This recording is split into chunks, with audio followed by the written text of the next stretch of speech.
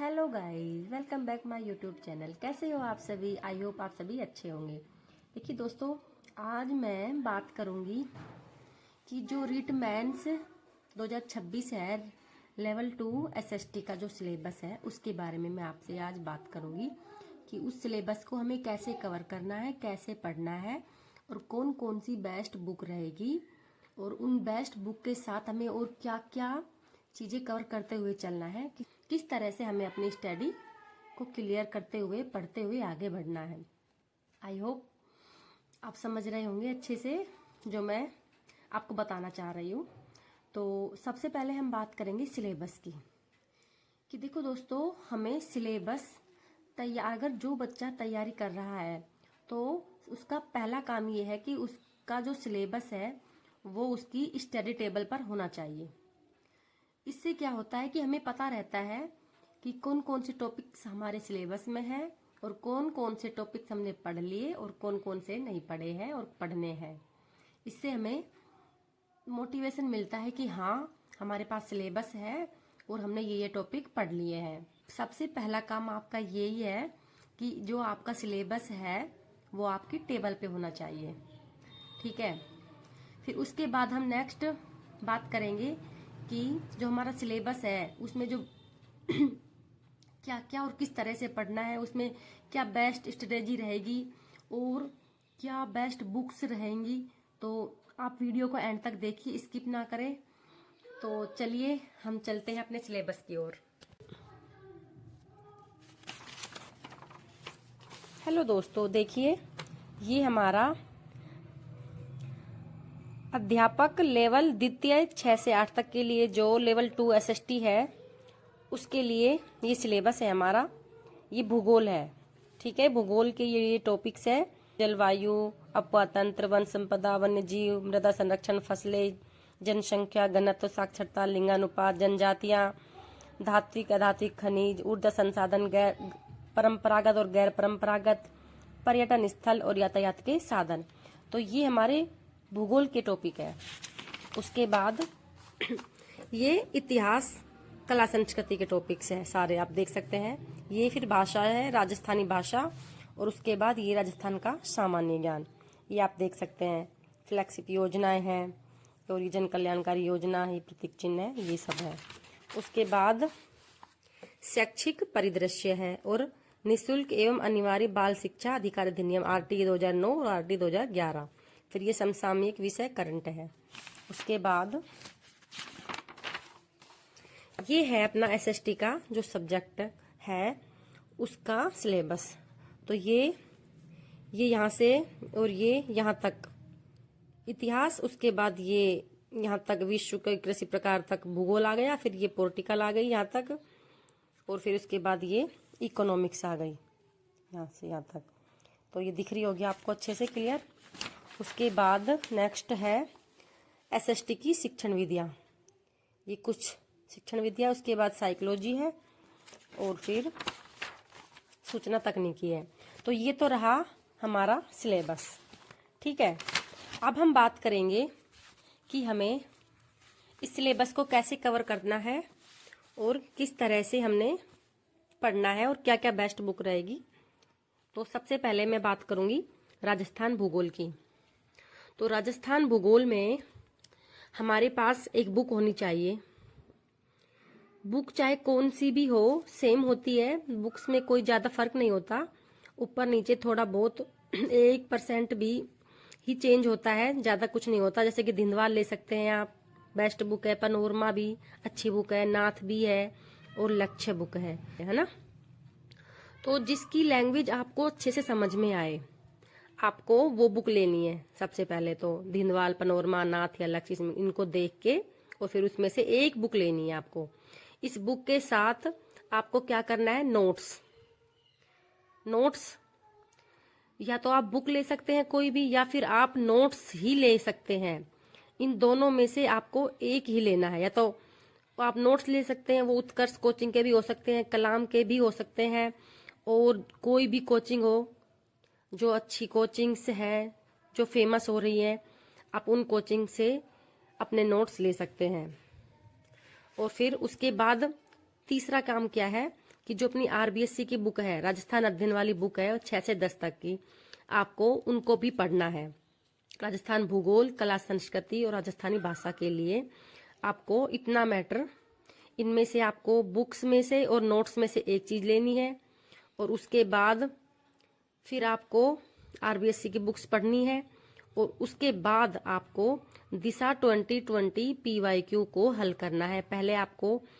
पहले आपने टॉपिक्स लेने हैं, एक टॉपिक्स पढ़ा, उसके दिशा 2020 से क्वेश्चन हल किए, और फिर नेक्स्ट टॉपिक पढ़ा। इस तरह से हम आगे बढ़ते चले जाएंगे, ठीक है।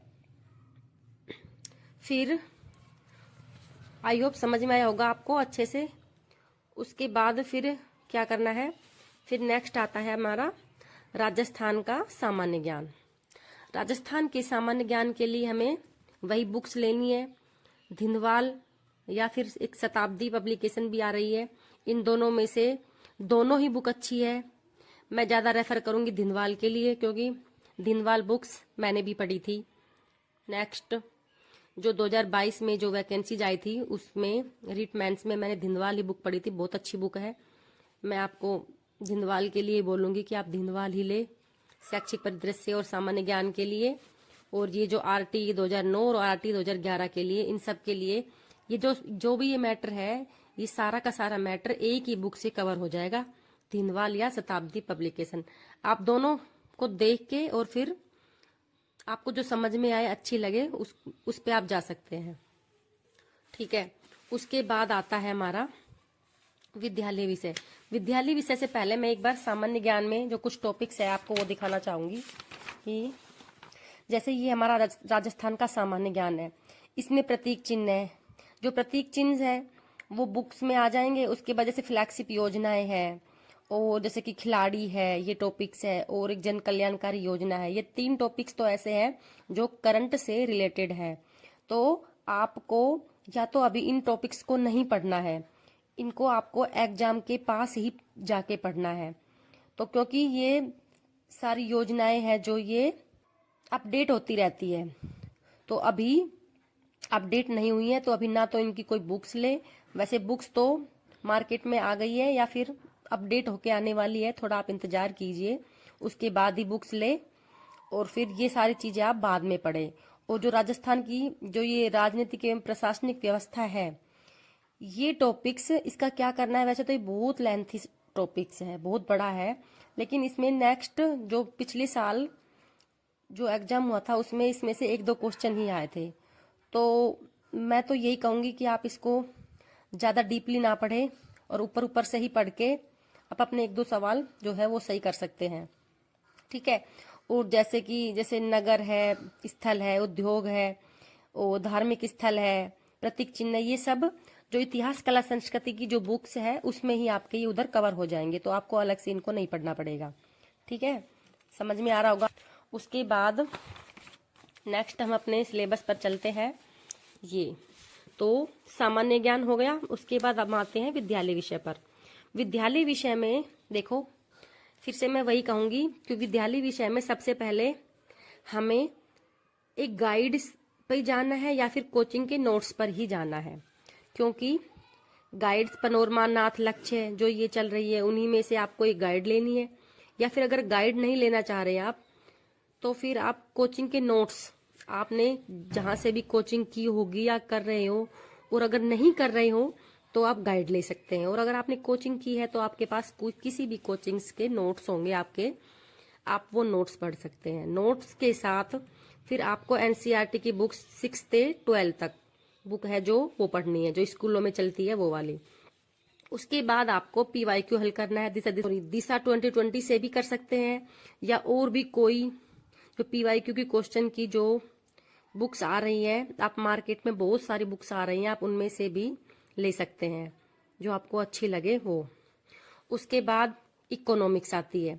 इकोनॉमिक्स में हमें क्या पढ़ना है कि जो 10th और 11th की बुक चल रही है एनसीईआरटी की, ये एज इट इज ये टॉपिक्स है जो इकोनॉमिक्स के, देखिए मैं आपको दिखाती हूँ, जो इकोनॉमिक्स के टॉपिक है सारे, ये एज इट इज 10th और 11th की जो बुक्स है एनसीईआरटी की, वहां से उठाए गए हैं।